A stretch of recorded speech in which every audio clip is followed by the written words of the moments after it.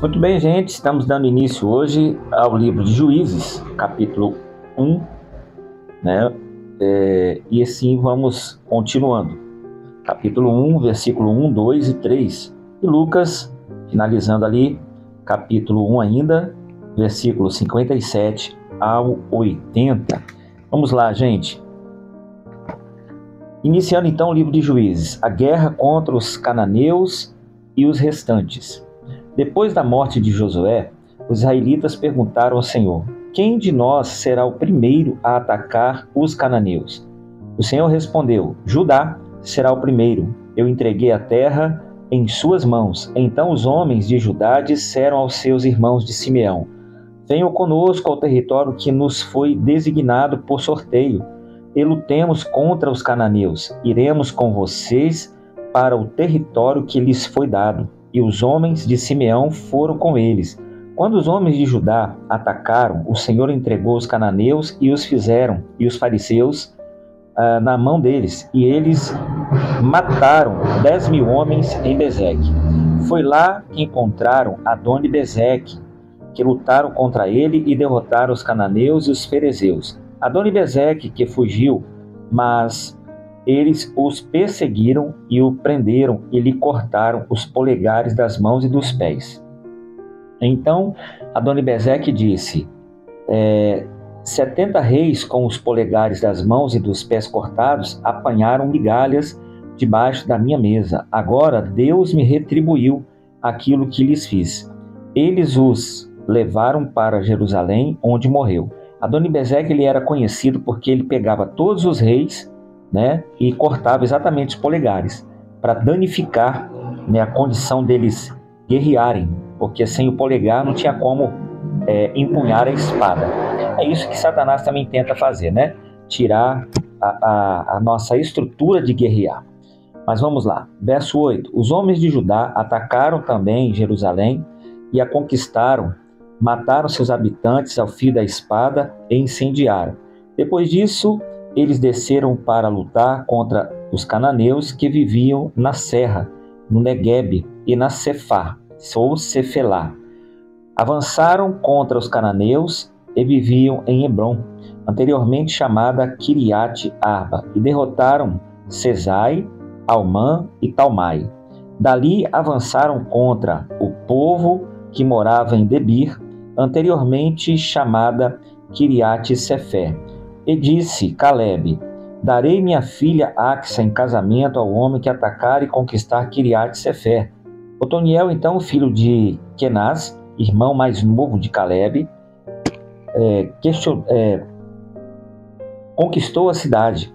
Por isso Calebe lhe deu sua filha Axa por mulher. Era seu sobrinho, né? Um dia, quando já vivia com Otoniel, ela o persuadiu, quer dizer, influenciou a pedir um campo ao pai dela. Assim que ela desceu do jumento, Calebe lhe perguntou: o que você quer? Ela respondeu: dê-me um presente, já que o Senhor me deu terras no Neguebe. Dê-me também fontes de água. E Calebe lhe deu as fontes superiores e as inferiores. Os descendentes do sogro de Moisés, os Queneu, saíram da cidade das palmeiras com os homens de Judá e passaram a viver entre o povo do deserto de Judá, no Neguebe, perto de Arade. Depois, os homens de Judá foram com seus irmãos de Simeão e derrotaram os cananeus que viviam em Zefate e destruíram totalmente a cidade. Por essa razão, ela foi chamada Ormá. Os homens de Judá também conquistaram Gaza, Ascalon e Ecrom com os seus territórios. O Senhor estava com os homens de Judá e eles ocuparam a serra central, mas não conseguiram expulsar os habitantes dos vales, pois estes possuíam carros de guerra feitos de ferro, conforme Moisés havia prometido. Hebrom foi dada a Calebe, que expulsou de lá os 3 filhos de Enaque. Já os benjamitas deixaram de expulsar os jebuseus e estavam morando em Jerusalém. Os jebuseus vivem ali com os benjamitas até o dia de hoje. Aprenderam, né? Se moldaram, né? Esse é o grande problema hoje, que muitos estão se moldando aos moradores antigos, se adaptando a conviver com o que Deus traz de novo, com o que era antigo. Por isso que nós estamos vivendo um conflito cristão muito grande. Os homens das tribos de José, por sua vez, atacaram Betel e o Senhor estava com eles. Enviaram espias em Betel, anteriormente chamada Luz. Quando os espias viram um homem saindo da cidade, disseram-lhe: mostre-nos como entra na cidade e nós lhe pouparemos a vida. Ele mostrou como entrar e eles mataram os habitantes da cidade a fio da espada, mas pouparam o homem e toda a sua família. Ele foi então para a terra dos Hititas, onde fundou uma cidade e lhe deu o nome de Luz, que é o seu nome até o dia de hoje. Manassés, porém, não expulsou o povo de Bet-Sean, o de Tanaque, o de Dor e o de Ibleã, o de Megido, nem tampouco os dos povoados ao redor dessas cidades, pois os cananeus estavam decididos a permanecer naquela terra. Quando Israel se tornou forte, impôs trabalhos forçados aos cananeus, mas não os expulsou completamente. Efraim também não expulsou os cananeus que viviam em Gezer, mas os cananeus continuaram a viver entre eles. Nem Zebulon expulsou os cananeus que viviam em Quitron e em Naalol, mas estes permaneceram entre eles e foram submetidos a trabalhos forçados. Nem Azer expulsou os que viviam em Acó, Sidom, Alade, Aquizib, Helba, Afec, Rebote, e por esse motivo o povo de Azer vivia entre os cananeus. Você vê que assim, um grupo fez o que deveria fazer e outro foi se adaptando, né? Que habitava naquela terra. Nem Naphtali expulsou os que viviam em Bet-Semes e em Bet-Anat, mas o povo de Naphtali também vivia entre os cananeus que habitavam na terra. Aqueles que viviam em Bet-Semes e em Bet-Anat passaram a fazer trabalhos forçados para eles. Os amorreus confirmaram a tribo de Dan e a terra central e a serra central, não permitindo que descessem ao vale. E os amorreus igualmente estavam decididos a resistir no monte Eres, em Aijalon e em Saalabim. Mas quando as tribos de José ficaram mais poderosas, eles também foram submetidos a trabalhos forçados. Aí a fronteira dos amorreus ia da subida de Acrabim até Selá e mais adiante. O anjo do Senhor subiu de Gilgal a Boquim e disse: tirei vocês do Egito e os trouxe para a terra que prometi com juramento dar a seus antepassados. Eu disse: jamais quebrarei a minha aliança com vocês, e vocês não farão acordo com o povo desta terra, mas demolirão os seus altares, porque vocês não me obedeceram. Portanto, agora lhes digo que não os expulsarei da presença de vocês. Eles serão seus adversários, os deuses deles serão uma armadilha para vocês. Quando o anjo do Senhor acabou de falar a todos os israelitas, o povo chorou em alta voz e, ao lugar chamado Boquim, ali ofereceram sacrifícios ao Senhor. Depois que Josué despediu os israelitas, eles saíram para ocupar a terra, cada um a sua herança. O povo prestou culto ao Senhor durante toda a vida de Josué e dos líderes que sobreviveram a Josué e que tinham visto todos os grandes feitos do Senhor em favor de Israel. Josué, filho de Nun, servo do Senhor, morreu com a idade de 110 anos. Foi sepultado na terra de sua herança, em Timnat-Heres, no monte de Efraim, ao norte do monte Gaás. Depois que toda aquela geração foi reunida a seus antepassados, surgiu uma nova geração que não conhecia o Senhor e que ele havia feito por Israel. Então os israelitas fizeram o que o Senhor reprova e prestaram culto aos Balaíns, abandonaram o Senhor, os deuses dos seus antepassados, que o havia tirado do Egito, e seguiam e adoraram vários deuses dos povos ao seu redor, provocando a ira do Senhor. Abandonaram o Senhor e prestaram culto a Baal e a Astarote.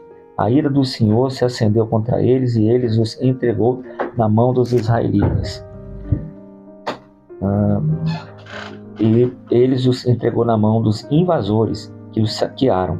Ele os entregou aos inimigos ao seu redor, aos quais já não conseguiram resistir. Sempre que os israelitas saíam para a batalha, a mão do Senhor era contra eles para derrotá-los. Conforme lhes havia advertido e jurado, grande angústia os dominava. Então o Senhor levantou juízes que os libertaram das mãos daqueles que os atacavam. Mesmo assim, eles não quiseram ouvir os juízes, antes prostituíram com outros deuses e os adoraram. Ao contrário dos seus antepassados, logo se desviaram do caminho pelo qual os seus antepassados tinham andado, o caminho da obediência aos mandamentos do Senhor. Sempre que o Senhor lhes levantava um juiz, ele estava com o juiz e os salvava das mãos de seus inimigos enquanto o juiz vivia, pois o Senhor tinha misericórdia por causa dos gemidos deles, diante daqueles que os oprimiam e os afligiam. Mas, quando o juiz morria, o povo voltava a caminhos antigos e ainda piores do que os caminhos dos seus antepassados, seguindo outros deuses, prestando-lhes cultos, adorando-os, recusava-se a abandonar as suas práticas, seu caminho obstinado. Por isso a ira do Senhor acendeu-se contra Israel, e ele lhe disse: como este povo violou a aliança que fiz com os seus antepassados, e não tem ouvido a minha voz, não expulsarei de diante dele nenhuma das nações que Josué deixou quando morreu. Eu as usarei para pôr Israel à prova e ver se guardará o caminho do Senhor e andará nele como o fizeram os seus antepassados.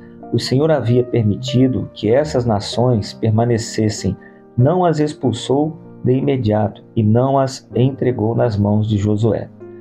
São essas as gerações que o Senhor deixou para pôr à prova todos os israelitas que não tinham visto nenhuma das guerras em Canaã. Fez isso apenas para treinar a guerra dos descendentes dos israelitas, pois não tinham tido experiência anterior em combate. Os 5 governantes dos filisteus, todos os cananeus, os sidônios e os heveus que viviam nos montes de Líbano, desde o monte Baal, Baal-Hermor até o Lebo-Amate, essas nações foram deixadas para que por elas os israelitas fossem postos à prova. Se obedeceram aos mandamentos que o Senhor dera aos antepassados por meio de Moisés, ou não, né? Os israelitas viviam entre os cananeus, hititas, amorreus, ferezeus, heveus, jebuseus, tomaram as filhas deles em casamento, quer dizer, se envolveram com alianças que não deveriam, né, gente? E deram filhos e filhas e prestaram culto aos seus deuses, quer dizer, entraram no costume deles. Os israelitas fizeram o que o Senhor reprova, pois esqueceram-se do Senhor, o seu Deus, e prestaram culto aos Balaíns e a Zerá. Acendeu-se a ira do Senhor de tal forma contra Israel que eles entregou nas mãos dos Cuxar-Rizataim, quer dizer, os seus inimigos, rei da Mesopotâmia, porque os israelitas foram subjugados durante 8 anos. Mas quando chamaram ou clamaram ao Senhor, ele lhe levantou um libertador, chamado Otoniel, filho de Kenaz, o irmão mais novo de Caleb, que os libertou. O Espírito do Senhor veio sobre ele, de modo que libertou Israel e foi guerreiro em guerra. E o Senhor entregou Cuxar-Rizataim, rei de Mesopotâmia, nas mãos de Otoniel, que prevaleceu contra ele. E a terra teve paz durante 40 anos, até a morte de Otoniel, filho de Kenaz. Mas uma vez os israelitas fizeram o que foi reprovado pelo Senhor, e por isso o Senhor deu a Eglon, rei de Moabe, poder sobre Israel, conseguindo uma aliança com os amonitas e com os amalequitas. Eglon veio e derrotou Israel e conquistou a cidade das palmeiras. Os israelitas ficaram subjugados ao domínio de Eglon, rei de Moabe, durante 18 anos. Novamente os israelitas clamaram ao Senhor, que lhes deu um libertador chamado Eude, homem canhoto, filho de Benjamita Gerá. Os israelitas o enviaram com o pagamento de tributos a Eglon, rei de Moabe. Eude havia feito uma espada de 2 gumes de 45 centímetros de comprimento e tinha amarrado na coxa direita, debaixo da roupa. Ele entregou o tributo a Eglon, rei de Moabe, homem muito gordo. Em seguida, Eude mandou embora os carregadores junto aos ídolos que estão perto de Gilgal, e voltou e disse: tenho uma mensagem secreta para ti, ó rei.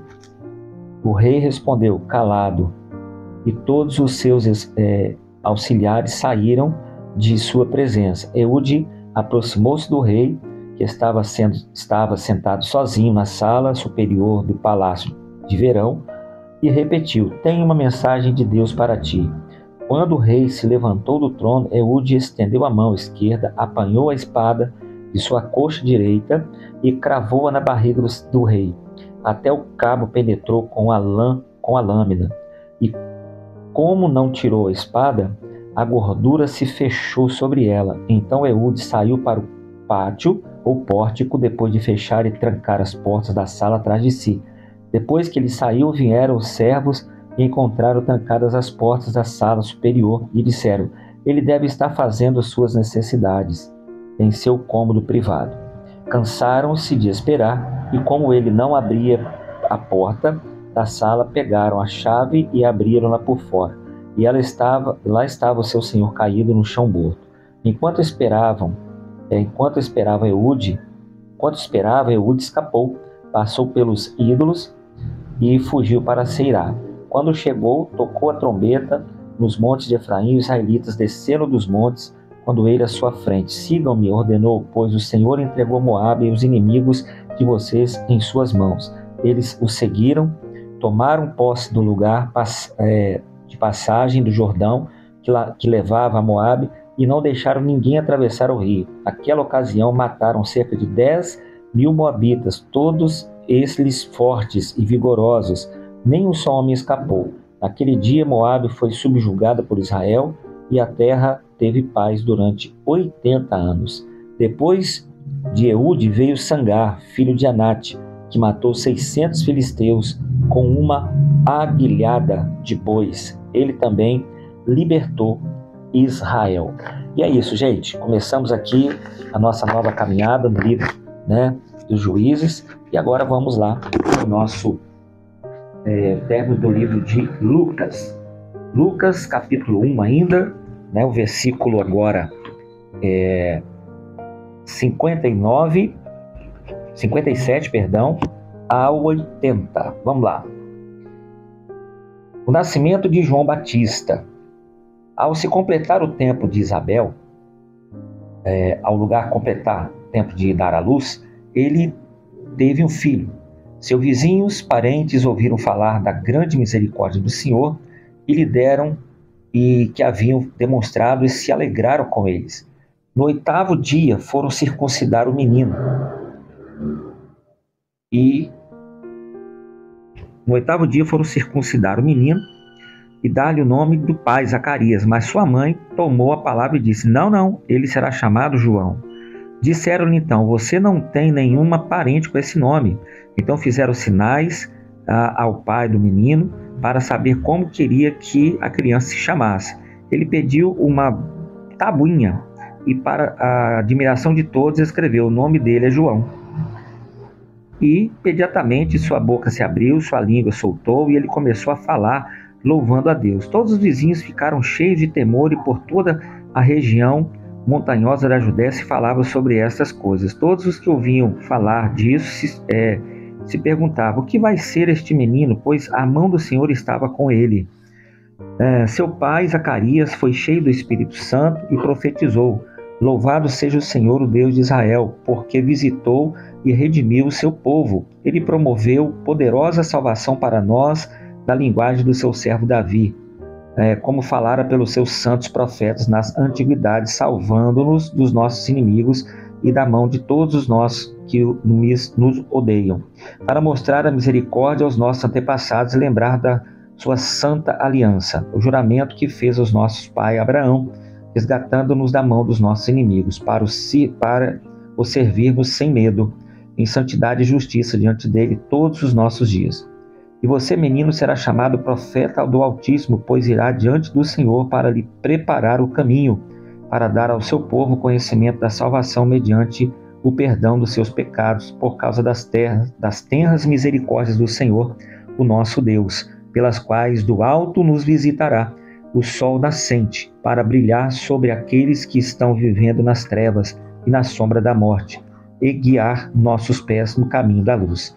E o menino crescia, se fortalecia em espírito e vivia no deserto até aparecer publicamente a Israel.